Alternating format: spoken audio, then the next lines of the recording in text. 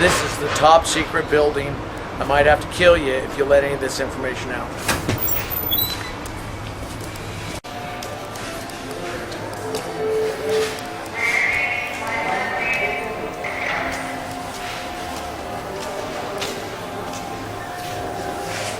Mr. Davidson. Chuck Gleason from Barefoot Central. Mike Davidson. Nice to meet you. Owner of Sanger Boats and the head, he's a little shy, you gotta watch out. He's the head infusion man. This is an example of infusion.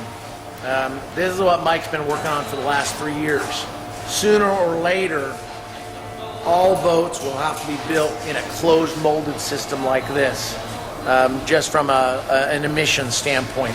Mike's been working on this process for about the last 3 years now. And this particular one is being bagged. I'll show you an example of a Teflon top mold. What they've done here is they've sealed this flange. They've loaded all the glass into here. This has all got the glass loaded into that section, and now they'll insert a resin into this port here. This is all vacuumed out, and that resin will be injected into these 3 ports, and it will infuse and it'll laminate that lamination, or that fiberglass that's inside there, allowing this thing to be completely laminated in about a quarter of the time that it takes a laminated boat through lamination processes over and over. So what they've done is they've already gel coated that part, and then they load all that glass in there, and then they do it. We've been doing this for about 3 years now. I'll show you an example of the Teflon part. We're building all of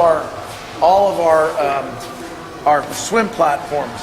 This would be an example of the top part of the mold. Instead of bagging it like we did there, this is a part. This is an actual mold.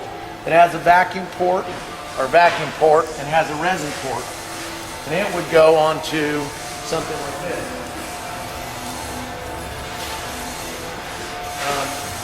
Where this goes over the top, that's a platform, and then this is laid down over the top of it.